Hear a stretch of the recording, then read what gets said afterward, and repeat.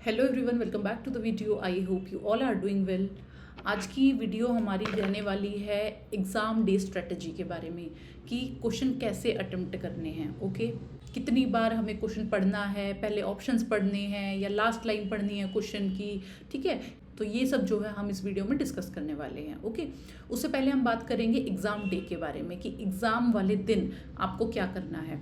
तो सबसे पहला पॉइंट यहाँ पे ये है कि स्लीप जो है, आप नींद जो है अच्छे से लेके जाओगे। अपनी 7 से 8 घंटे की नींद जो भी आपकी रहती है, शेड्यूल रहता है, वो आप जो है ज़रूर लेके जाओगे स्लीप अपना। ठीक है, एग्ज़ाम में अभी 2-3 दिन बाकी हैं, तो कुछ लोगों का अगर स्लीप वेक साइकिल ठीक नहीं है कि रात को पढ़ते हैं दिन में सोते हैं, अभी भी उसको ठीक कर लो ताकि एग्ज़ाम वाले दिन जो है आप नाइट में सो पाओ एंड मॉर्निंग में आप जाके एग्ज़ाम दे पाओ। फाइन, तो स्लीप यहाँ पे एक इम्पॉर्टेंट चीज़ है, ज़रूर सो के अच्छे से जाना है। Second is eat light. Breakfast जो है बिल्कुल लाइट करना है उस दिन, कुछ हल्का फुल्का खा लेना। बहुत ज़्यादा खाने की भी ज़रूरत नहीं है क्योंकि उससे भी ज़्यादा जो है हम नींद आती है। ठीक है, तो हल्का फुल्का जैसा भी आपको अगर थोड़ा सा लाइट सा कुछ खाना है तो बनाना खा सकते हो। उससे क्या है, एनर्जी भी मिल जाएगी और बहुत ज़्यादा ओवर ईटिंग भी नहीं होगी। ठीक है, थर्ड, अपना ट्रांसपोर्टेशन का पहले से ही प्लान करके रखना है कि कैसे एग्ज़ाम सेंटर तक आप जाओगे। अगर बस से जाना है, मेट्रो से जाना है, ट्रेन से जाना है, जैसे भी है अपना पहले से प्लान करके रखना। और इस तरह से होना चाहिए कि आप 1 घंटा पहले एग्ज़ाम सेंटर के यहाँ पहुँच जाओ। ठीक है, अगर 8:30 पे क्लोजिंग टाइम है, डोर जो है बंद हो जाएंगे, तो आप कोशिश करो 7:30 पहुँच जाओ या फिर लास्ट 7:45 तक ज़रूर पहुँच जाओ, 7:45 AM तक। ठीक है, नेक्स्ट थिंग, क्लोथिंग अपना आप देखोगे कि क्या पहन के जाना है, क्योंकि फिर वहाँ पे जाके पता चलता है कि ये जैकेट अलाउड नहीं है या फिर चेन वाली चीज़ अलाउड नहीं है, बड़े बटन्स अलाउड नहीं है, कुछ कुछ करके ऐसे रहता है। तो इसमें आप कोशिश करो सिंपल कपड़े पहन के जाओ। ठीक है, एक सिंपल सी टी शर्ट पहन लो। ठीक है, नीचे आप कुछ भी अपना जीन्स पहन सकते हो या लोवर कुछ पहन सकते हो, जो भी आपको ठीक लगे। ओके, तो इधर आप क्लोथिंग का जरूर ध्यान रखोगे। और वहाँ पे जो है एग्ज़ाम सेंटर में थिक सोल वाले शूज़ अलाउड नहीं होते। ठीक है, शूज़ अलाउड नहीं होते हैं, तो कोशिश करो कि चप्पल कुछ पहन के जाओ, जो ऐसा कुछ फुटवियर पहनो जो ओपन हो। ओके, नहीं तो फिर वहाँ पे वो मना करते हैं, शूज़ को बाहर निकलवाएंगे, आप अननेसेसरी नंगे पैर जाओगे पेपर देने के लिए। ठीक है, तो पहले ही कोशिश करो सिंपल कपड़ों में जाओ, उधर आपको कोई नहीं देख रहा है कि आप क्या पहन के आए हो, सिंपल से कपड़े पहन के जाओ। ओके, एक चीज़ होती है लड़कियों के साथ में, उनके जो है उन्हें ज्वेलरी रिमूव करके जानी है। ना कोई गले में चेन होनी चाहिए, ईयर्स में ईयरिंग नहीं होनी चाहिए, नोज पिन नहीं पहननी है, हाथों में कुछ नहीं होना चाहिए, कुछ भी नहीं होना चाहिए। ठीक है, अगर आपका नोज पिन है या ईयरिंग है नहीं निकल रहा है, तो पहले वाले दिन क्या करोगे, आप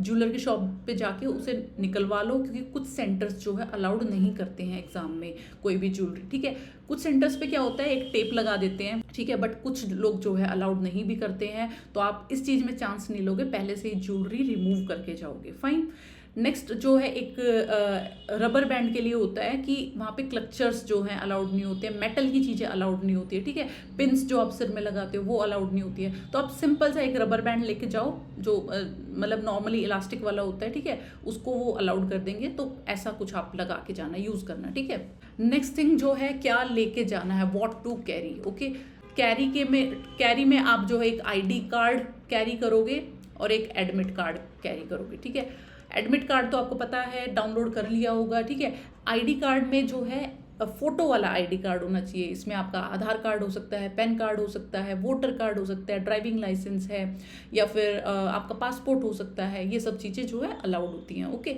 और एक फोटोग्राफ भी आप कैरी कर सकते हो। ठीक है, वैसे तो फोटोग्राफ नहीं मांगते हैं, but still for the safer side एक फोटोग्राफ आप हमेशा लेके जाओ। ठीक है, उसके बाद में कुछ बच्चों को डाउट होता है कि जो एडमिट कार्ड पे हमें जहाँ पे साइन करने होते हैं डिक्लेरेशन में, वहाँ पे साइन घर से करके लेके जाने हैं या वहाँ जाके करने हैं। ठीक है, घर से मत करके ले जाना। ठीक है, वहीं पे जाके आप कर लेना ये साइन। ठीक है, वो तो कोई बड़ी बात नहीं है, अगर वो बोलेंगे कि घर से करके लाना था तो सेम टाइम पे आप साइन कर लेना। ठीक है, तो ये कोई बड़ी बात नहीं है, साइन वगैरह कुछ नहीं करके ले जाओगे, अगर ज़रूरत होगी तो उधर जाके कर लेना। नेक्स्ट थिंग, अगर आप अपने पेरेंट्स के साथ जा रहे हो या किसी और के साथ में जा रहे हो तो आपको अपना मतलब बैग वगैरह की कोई टेंशन ही नहीं है। ठीक है, बट अगर आप अकेले जा रहे हो तो थोड़ा सा पहले जाके बैग कहीं पे जमा करवा देना।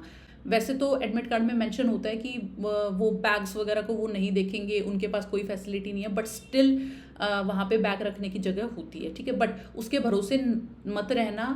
अगर वो फैसिलिटी नहीं भी रही तो क्या होता है वहाँ पे ना कुछ लोग होते हैं जो बैग्स वगैरह आपके रख लेते हैं पैसों में, ठीक है। कुछ टोकन नंबर आपको दे देंगे और बदले में आपका बैग रख लेंगे, कुछ जितना भी उनका प्राइस होता होगा, ठीक है।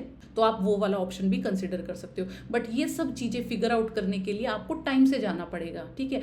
तो अगर 8:30 क्लोजिंग टाइम है और आप गए हो खुद ही 8:15 पे 8:20 पे, तो आप ये सब काम नहीं कर पाओगे। जाके पहले रोल नंबर भी देखोगे कहाँ पे है, ठीक है, बैग भी जमा करवाना है। इसलिए कोशिश करो कि टाइम से पहले चले जाओ, ओके। नेक्स्ट थिंग एक होता है कि एडमिट कार्ड पे अपना सिटी सेंटर या फिर जो इंस्टीट्यूट है या ION है जहाँ पे भी आपका एग्ज़ाम होने वाला है उसको अच्छे से पढ़ लेना कि कहाँ का सेंटर है। कुछ बच्चे जो हैं गलती से कुछ और पढ़ लेते हैं और दूसरे सेंटर पे पहुंच जाते हैं, ठीक है। फिर जो है राइट सेंटर पहुंचने में टाइम लग जाता है और एग्जाम नहीं दे पाते हैं, ठीक है। तो इस चीज़ को इंश्योर कर लेना कि आप मॉर्निंग में राइट सेंटर पे ही पहुंचो, ठीक है। नेक्स्ट थिंग, मॉर्निंग में जाके एग्जाम सेंटर के बाहर जाके कुछ पढ़ने की ज़रूरत नहीं है, ठीक है। अभी आप खुद सोचो कि आप उस 10 या 15 मिनट में ऐसा क्या ही पढ़ लोगे जो इतने महीनों में नहीं पढ़ा, ठीक है। तो उधर कोई बुक कैरी करने की ज़रूरत नहीं है, कोई फ़ोन में कुछ नोट्स देखने की ज़रूरत नहीं है, सिंपली जाना है और एग्ज़ाम देके आना है, ठीक है। नेक्स्ट थिंग, अगर किसी को फीवर है या कोई पेन है तो पहले से ही अपनी टैबलेट्स लेके जाएं, ठीक है। ये नहीं सोचना कि चल जाएगा काम, ठीक है, फिर अननेसेसरी जो एग्ज़ाम में जाके परेशान रहोगे। तो अपनी टैबलेट्स वगैरह फीवर की या अगर कुछ भी प्रॉब्लम है तो लेके जाना, ठीक है। उसके बाद में बॉटल्स आपको कैरी करने की ज़रूरत नहीं होती है, पानी वहाँ पे आपको मिल जाएगा, ठीक है। देन जो है अब बारी आती है सेंटर के अंदर जाने की। सेंटर के अंदर टाइम से चले जाना, लाइक 8:30 क्लोजिंग टाइम है तो ज़रूरी नहीं है 8:30 पे ही एंट्री लेनी है, ठीक है। 8:15 पे अंदर चले जाओ, जाके तुम्हें वॉशरूम भी जाना है, ठीक है, पानी भी पियोगे, अपना चेकिंग भी करवाओगे, आइरिस स्कैन होगा, बायोमेट्रिक होगा, इन सब में टाइम लगता है, ठीक है। तो थोड़ा सा जो है टाइम से ही अंदर सेंटर में चले जाना। ये मत सोचना कि जाके मैं बोर हो जाऊँगा, ठीक है। कोई बात नहीं, अंदर बैठ जाना, जाके अपना सिस्टम वगैरह चेक करोगे, ठीक है। तो थोड़ा सा ना टाइम से ही चले जाना, बिल्कुल लास्ट मोमेंट का वेट मत करना कि लास्ट आखिरी बच्चा मैं ही होऊंगा अंदर घुसने वाला, ओके। अब तुम अंदर गए हो सेंटर के, उसके बाद में तुम्हारा स्कैनिंग हो गया है, आइरिस स्कैन हो गया है, बायोमेट्रिक हो गया है, ठीक है। अब जो है आपको आपका सिस्टम अलॉट कर दिया जाएगा कि जो है ये वाला नंबर आपको अलॉटेड है और इस सिस्टम पे आपको जाके बैठना है, ठीक है। जाके अपनी चेयर वगैरह सेट कर लो। सिस्टम को आप चेक करोगे, ये थोड़ा सा इंपॉर्टेंट है कि माउस जो है वर्किंग है या नहीं है, ठीक है। क्योंकि कुछ बच्चों का जो है माउस जो है अच्छे से वर्किंग नहीं होता, अटक रहा होता है, बार बार क्लिक करना पड़ रहा है, ठीक है, अच्छे से काम नहीं कर रहा है या हैंग हो रहा है सिस्टम। ये सब जाके आप पहले ही देख लेना, क्योंकि एग्जाम के बीच में फिर फालतू में आप पैनिक होगे, ठीक है, टाइम वेस्ट होगा। तो इस सब से बचने के लिए पहले ही जाके आप अपने सिस्टम को चेक कर लोगे, ओके। नेक्स्ट थिंग, कई बार क्या होता है, जैसे हम जो बैठे होते हैं तो पैरों में जो है वायर्स जा रही होती हैं, ठीक है। तो कुछ बच्चे क्या करते हैं, उस वायर को पैर मारते रहते हैं और सिस्टम का तार हिल जाता है, ठीक है। तो ये एक चीज़ नहीं करनी है, उनको जाके पहले ही सॉर्टेड कर लो कि भाई पैर वैर तो नहीं अटक जाएगा कहीं पे, तार तो कहीं नहीं है, ठीक है। ये सब जो है पहले ही जाके देखना है। और कॉमन चीज़ है, बच्चे जो है पैर हिलाते रहते हैं और वो कॉर्ड जो है हिल जाएगी और फिर अननेसेसरी जो है आपके 5-10 मिनट जो एग्जाम में खराब हो जाएंगे, ठीक है। तो उनको जाके पहले से देख लोगे, वायरिंग वगैरह को कोई कुछ आपके पैर में तो नहीं आ रही है, ठीक है। उसके बाद में क्या करना है, पानी पी लेना अपना। पानी बहुत ज़्यादा मत पीना क्योंकि फिर तुम्हें वॉशरूम जाना होगा एग्जाम के टाइम पे, ठीक है। तो पानी थोड़ा सा कम पीना। जो है वॉशरूम, पहले से ही वॉशरूम चले जाना, 1 बार जाना है 2 बार जाना है, पहले ही ये सब काम करके रखो, ठीक है। कोशिश करो एग्जाम के बीच में ना जाना पड़े, okay. Next thing, no chit chat, किसी से कोई बात नहीं करनी है। क्या होता है सेंटर पे कई बार हमारे फ्रेंड्स मिल जाते हैं, कोई सीनियर या जूनियर मिल जाता है, ठीक है। तो हम उनसे जो है गप्पे मारने लग जाते हैं, बातें करने लग जाते हैं। अननेसेसरी अपनी एनर्जी वेस्ट नहीं करनी है, ठीक है। किसी से भी बात करनी है एग्जाम के बाद में करो, एग्जाम से पहले किसी से कोई बात नहीं करोगे, ठीक है। Just focus on your exam. काम रहना है, शांत रहना है, ठीक है, बिल्कुल शांत रहना है और मोरल हाई रखना है कि मुझे सब आता है, ओके। और एक चीज़ और होती है एग्जाम से पहले कुछ बच्चे जो है सो जाते हैं कि मैं छोटा सा नैप ले लेता हूँ 5 मिनट का, 10 मिनट का।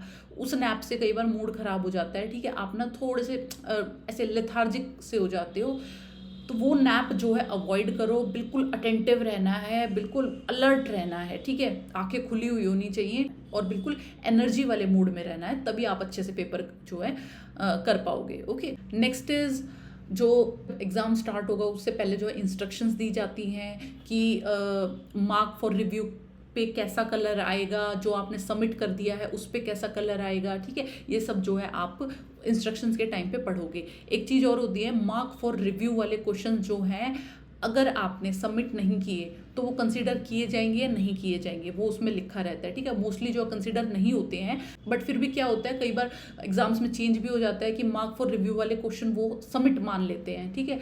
तो ये आप जो है उधर जाके पढ़ोगे, अच्छे से देख लेना पहले ही, ओके। एक और चीज़, कुछ बच्चे जो है बहुत पैनिक कर रहे होते हैं, ठीक है, बहुत टेंशन हो रही है, अब कुछ नहीं कर सकते उस टेंशन का, ठीक है। तो आप क्या करोगे, एक डीप ब्रीदिंग करोगे, इससे काफ़ी अच्छा फील होता है। क्या करोगे, इनहेल किया, नोज से इनहेल किया, फिर जो है होल्ड करो ब्रेथ को 4 सेकेंड्स के लिए, ठीक है। मन मन में काउंट करो 1 2 3 4, और फिर जो है माउथ से एक्सेल कर दो, ठीक है। ये टेक्निक थोड़ी सी अच्छी रहती है अगर किसी बच्चे को बहुत ज़्यादा पैनिक हो रहा है तो, okay. Now come to the question part, कि अब क्वेश्चन कैसे अटेम्प्ट करने हैं। देखो, जो एग्ज़ाम होता है वो 3 पार्ट्स में होता है। एक तो होते हैं इजी क्वेश्चन, एक होते हैं मीडियम मॉडरेट से क्वेश्चन, और होते हैं हार्ड क्वेश्चन, ठीक है।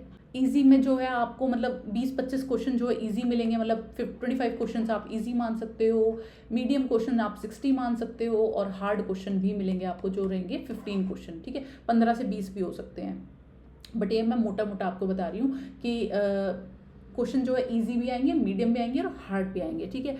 तो अगर ऐसा हो, जैसे ही आपने पेपर करना स्टार्ट किया है और शुरू में जो है मुश्किल क्वेश्चन आ रहे हैं, ठीक है, आपसे एक भी नहीं हो रहा है, 10 क्वेश्चन पढ़े 10 के 10 ही नहीं आते हैं, ठीक है, मोरल डाउन मत होने देना। ये समझना कि हार्ड वाले क्वेश्चन पहले आ गए हैं, इजी वाले अभी बाद में आएंगे, फाइन। ऐसा नहीं हो सकता किसी पेपर में इजी क्वेश्चन ना हो, ठीक है। तो इस चीज़ से जो है डरना नहीं है अगर शुरू वाले क्वेश्चन नहीं हो रहे हैं तो, एक चीज़। दूसरी चीज़, जब भी कोई क्वेश्चन आप अटेम्प्ट करते हो, ठीक है, आपने क्वेश्चन पढ़ा, ठीक है, रीड किया, उसके बाद में तुरंत आंसर जो है आपके दिमाग में आना चाहिए। ज़रूरत ना पड़े कि ऑप्शन पढ़ना पड़े, ठीक है। ऑप्शन पढ़ना है बट बाद में। जैसे कि एक एग्जांपल देती हूँ मैं, एक क्वेश्चन आया है एंटीडोट ऑफ डिजॉक्सिन, ठीक है, क्वेश्चन पूछ लिया गया है, आपने पढ़ा question antidote of digoxin. Option पढ़ने से पहले आपके दिमाग में आ जाना चाहिए डिजिबाइंड है इसका आंसर, ठीक है। फिर जो है आप 4 ऑप्शंस पढ़ोगे कि हाँ भाई डिजिबाइंड कहाँ पे लिखा है, ये है राइट तरीका क्वेश्चन अटेम्प्ट करने का, ठीक है। ये वाले क्वेश्चंस आपके हमेशा सही रहते हैं, ठीक है। इसको मार्क फॉर रिव्यू करने के लिए जरूरत नहीं है, इनको जो है सबमिट करते हुए चलना, ठीक है। दूसरी चीज़ क्या है, हर क्वेश्चन आपको 2 बार पढ़ना है, ठीक है। आपने पढ़ लिया है एंटीडोट ऑफ डिजॉक्सिन, स्टिल 2 बार पढ़ो, क्योंकि हम उस टाइम पे क्या पैनिक मोड में होते हैं, सिली मिस्टेक्स बहुत ज़्यादा करते हैं, कुछ ना कुछ छोड़ देते हैं, ठीक है। कुछ कीवर्ड्स जो होते हैं, एक्सेप्ट है या फिर मोस्ट लाइकली है, ठीक है, या फिर नॉट है लास्ट में, या फिर होते हैं प्रायोरिटी वाले क्वेश्चन, ठीक है। इन क्वेश्चंस को तो ज़रूर 2 बार पढ़ना है, क्योंकि हमें समझ कुछ आता है और पूछ वो कुछ और रहा होता है, ठीक है। तो ये कीवर्ड्स पे ज़रूर ध्यान देना है, हमेशा क्वेश्चन 2 बार पढ़ना है, फिर जो है आपको ऑप्शंस पढ़ने हैं, फाइन। दूसरी चीज़, एग्ज़ाम जो है आपको 3 राउंड में ख़त्म करना है। 3 राउंड में कैसे, फर्स्ट, सेकंड, थर्ड। देखो, फर्स्ट सेक्शन में आपके क्वेश्चन आएंगे 20। आपने क्या किया है, क्वेश्चन नंबर 1 से पढ़ते हुए स्टार्ट हुआ, ठीक है, 1 2 3 4 5 6 ऐसे करके 20 तक पहुंच गए। जो आपको एक बार में आ रहे थे वो तो आप जो है सबमिट करते हुए चलोगे, बट जिन क्वेश्चंस में आपको डाउट है, ठीक है, वो आप जो है मार्क फॉर रिव्यू करते हुए चलोगे, ओके। राउंड 1 में आपको सिर्फ वही क्वेश्चन करने हैं जो एक बार में सॉल्व हो गए थे, ठीक है, जिनका आपको क्वेश्चन पढ़ते ही आंसर आ गया था। सेकेंड टाइम में वो करने हैं जिनमें आपको थोड़ा डाउट है, ठीक है, या फिर बहुत ज़्यादा सोचना पड़ रहा है, या फिर कैलकुलेशन वाले क्वेश्चन है जिसमें जो है कैलकुलेशन करनी पड़ेगी और हो सकता है लंबी कैलकुलेशन और टाइम लग जाएगा, इसीलिए आप उसको सेकंड राउंड के लिए रखो, ठीक है। एंड थर्ड राउंड में वो क्वेश्चन करने हैं जो कभी नहीं सुने हैं, ज़्यादा पता नहीं है, वो जो है आप थर्ड राउंड में करोगे, ओके। और अगर क्वेश्चन इस तरीके से है कि 4 के 4 ऑप्शन नहीं आते हैं, छोड़ देना, तुक्केबाजी मत करना ऐसे क्वेश्चन में। हार्ड क्वेश्चन में कोई तुक्केबाजी नहीं चलती है, तुक्केबाजी चलती है तो मीडियम वाले क्वेश्चंस में चलती है, ठीक है, जिसमें आपको 2 ऑप्शन में से कंफ्यूजन है, ठीक है। नेक्स्ट होता है फार्मा के क्वेश्चन। क्या होते हैं, या तो आपको आता है या नहीं आता है, ठीक है, इनमें कोई तुक्केबाजी का स्कोप नहीं होता, तो इसमें कोई तुक्केबाजी नहीं करनी है फार्मा के क्वेश्चन में। प्लस एक चीज़ होती है कि हमें जो है राइट पॉसिबल आंसर ढूंढना होता है। कुछ क्वेश्चंस आपको ऐसे मिलेंगे जिसमें चारों ऑप्शंस जो है राइट है, बट उस पर्टिकुलर क्वेश्चन के अकॉर्डिंग कौन सा राइट आंसर है ये आपको ढूंढना पड़ेगा, ठीक है। जैसे एक एग्जांपल देती हूँ मैं। क्वेश्चन है which drug is used in pulseless VT, ठीक है। पल्सलेस वीटी में which drug is used, okay. अब ऑप्शंस अब आपके हैं epinephrine, second is एम्यूडेरोन, third is defibrillator, fourth is CPR, ठीक है। तो किसी पेशेंट को जो है पल्सलेस वीटी था, उसमें आप कौन सा ड्रग यूज करोगे, ठीक है। चारों ऑप्शंस ठीक है। अगर किसी को पल्सलेस वीटी है, करना हमें सब है, एपिनेफ्रिन भी दे सकते हैं, एम्यूडेरोन भी है, सीपीआर भी है, डिफिब्रिलेटर भी है, बट पहले आपको ये देखना यहाँ पे हो रही है ड्रग की बात, ठीक है। तो ड्रग हमारे पास दो हैं, ऑप्शन 1 एंड 2, एपिनेफ्रिन एंड एम्यूडेरोन। अब इन दोनों में से भी कौन सा ठीक है? एपिनेफ्रिन। क्यों? क्योंकि ये फर्स्ट लाइन ड्रग है। सबसे पहले हम एपिनेफ्रिन देते हैं, बाद में हम एम्यूडेरोन देते हैं, तो यहाँ पे अपना आंसर जो है एपिनेफ्रिन हो जाएगा, ठीक है। बट अगर ये क्वेश्चन इस तरीके से पूछ ले, मोस्ट इंपॉर्टेंट स्टेप कौन सा है, ठीक है, किसी को पल्सलेस वीटी है तो मोस्ट इंपॉर्टेंट स्टेप कौन सा रहेगा, तो आप लिखोगे डिफिब्रिलेशन, ठीक है। इधर अब सीपीआर भी सही है, एम्यूडेरोन भी सही है, एपिनेफ्रिन भी सही है, ठीक है। बट आप क्वेश्चन की रेफरेंस में समझना है कि इस पर्टिकुलर क्वेश्चन में जो कंडीशन दी गई है पल्सलेस वीटी वाली है, इसमें डिफिब्रिलेशन का सबसे बड़ा रोल है, ओके। तो यहाँ पे हमें क्वेश्चन बहुत इंपॉर्टेंटली जो है अच्छे से पढ़ना होता है, ठीक है। सेकेंड थिंग, एक होता है जो सेम ऑप्शंस दिखेंगे आपको, मतलब एक ऑप्शन जो है अलग है, बाकी के तीनों जो है सेम है, इसमें आप एलिमिनेशन मेथड लगाओगे। जैसे एक एग्जांपल देती हूँ मैं आपको। तो यहाँ पे एक क्वेश्चन है which drug is antidote for opioid overdose. Opioid के ओवरडोज में आपको क्या देना है। मान के चलो आपको ये क्वेश्चन नहीं आता, ठीक है, तो आप किस तरीके से करोगे। आपने ऑप्शन पढ़ा नैलोक्सोन, ठीक है, नहीं पता मुझे क्या है, मॉर्फिन, फेंटानिल, कोडीन, बट मुझे ये पता है ये तीनों जो है सिमिलर साउंड कर रहे हैं। क्यों? क्योंकि ये तीनों जो है ओपियोइड है, मुझे इतना पता है, ठीक है। तो हम क्या कर लेंगे कि ये भी आंसर नहीं है, इट मीन्स ये फोर्थ वाला ऑप्शन है, ठीक है। ऐसे हम जो है थोड़ा सा गेस वर्क वहाँ पे कर सकते हैं। जो ऑप्शन जो है सिमिलर लगे उनको हटा दो, ठीक है, डिफरेंट वाले को जो है आप पकड़ोगे इधर। एक मेथड और होता है एलिमिनेशन का, कि क्वेश्चन में हमें एलिमिनेशन मेथड कैसे लगाना है। आपसे क्वेश्चन पूछा जाएगा नॉर्मल यूरिन आउटपुट इन अडल्ट्स, कितना होता है नॉर्मल यूरिन आउटपुट, ठीक है। ऑप्शन में आपको मिलेगा 30 ml पर आवर, सेकंड है 10 ml per hour, third is 100 ml per hour and fourth is 300 ml per hour, okay. तो देखो इधर से आपको गैस वर्क करना है। ये वैल्यू तो आपको पता चल रहा है कि पर आरली इतना तो नहीं हो सकता, 100 एंड 300, तो यहीं से आप जो इसको एलिमिनेट कर दोगे। थर्ड भी नहीं है, फोर्थ भी नहीं है। Now you are left with first and second. अब दिमाग चलाना है, अब गैसिंग वर्क करना है कि पहले और दूसरे में से क्या हो सकता है, ठीक है। या तो 10 है या 30 है। 10 जो है आप सोच सकते हो कि बहुत कम हो जाएगा आवरली, और जो है 30 जो है शायद ठीक हो सकता है। तो यहाँ पे आप जो है तुक्का लगा सकते हो कि शायद 30 वाला आंसर हो सकता है, ओके। नेक्स्ट जो है हमेशा ABC मेथड को आप याद रखोगे। पहले हम एयरवे को प्रोटेक्ट करेंगे, फिर ब्रीदिंग को, फिर सर्कुलेशन को, ओके। बाकी सारी चीज़ें हम बाद में देखेंगे, पहले हम अपने एयरवे को प्रोटेक्ट करेंगे, ओके। बट अगर यही जो है पेशेंट ट्रॉमा का है या फिर सर्कुलेटरी रिलेटेड कोई प्रॉब्लम है, तो इसको हम कर देंगे कैब, ठीक है। सर्कुलेशन, एयरवे, ब्रीदिंग एक चीज। सेकंड थिंग, हमेशा जो है मास्लो हायरार्की नीड्स का ध्यान रखोगे, इसके अकॉर्डिंग जो है आपको क्वेश्चन जो है अटेम्प्ट करना है। थर्ड इज पेशेंट सेफ्टी को आप अटमोस्ट प्रायोरिटी दोगे हमेशा, ठीक है। एंड एक चीज़ और है, लास्ट डे पे आप क्या क्या पढ़ के जाओगे। अगर 11 तारीख को एग्जाम है 11 को, तो आप 10 को क्या क्या पढ़ोगे, ठीक है। देखो अब कुछ बच्चे होते हैं जो एग्जाम से पहले वाले दिन पढ़ते हैं और कुछ होते हैं नहीं पढ़ते हैं। अगर आप नहीं पढ़ते हो दैट्स ओके, मत पढ़ो, ओके। बट अगर कुछ बच्चे ऐसे हैं जिनको जो शांत नहीं बैठ सकते, कुछ ना कुछ पढ़ना है, ठीक है, तो आप क्या पढ़ लेना उस दिन, एक तो सारी लैब वैल्यूज़ पढ़ लेना। और लैब वैल्यूज़ आप पढ़ोगे, ABG के क्वेश्चंस करके जाओगे, बर्न वाले क्वेश्चन करोगे, यहाँ से क्वेश्चन बनने हैं, ठीक है। तो ये जो है पक्का प्रैक्टिस करके जाना। ECG स्ट्रिप्स जो है आप प्रैक्टिस करके जाओगे, जैसे VT है, VF है, एट्रियल फिब्रिलेशन है या PVT है, ये सब जो है आपको देखना आना चाहिए। इधर से जो है मोस्ट कॉमनली क्वेश्चन पूछ लिए जाते हैं, ठीक है। Next is positioning. आपको जो है सारी पोजीशंस के नाम पता होने चाहिए कि सुपाइन पोजीशन कैसे होती है, प्रोन कैसे होती है, डोर्सल रिकम्बेंट क्या है, सेमी रिकम्बेंट क्या है, ये आपको पता होनी चाहिए। प्लस आफ्टर प्रोसीजर आप क्या पोजीशन दोगे, जैसे लिवर बायोप्सी हुई है या फिर थोरेकोसेंटेसिस हुआ है, ठीक है, या फिर न्यूमेनेक्टमी हुई है, या फिर आपका मेस्टेक्टमी हुआ है, उसमें हैंड की क्या पोजीशन रखोगे, ये सब जो है आप पहले वाले दिन पढ़ के जाओगे, ओके। तो इधर से जो है आपके इनडायरेक्ट क्वेश्चंस आ सकते हैं, ठीक है।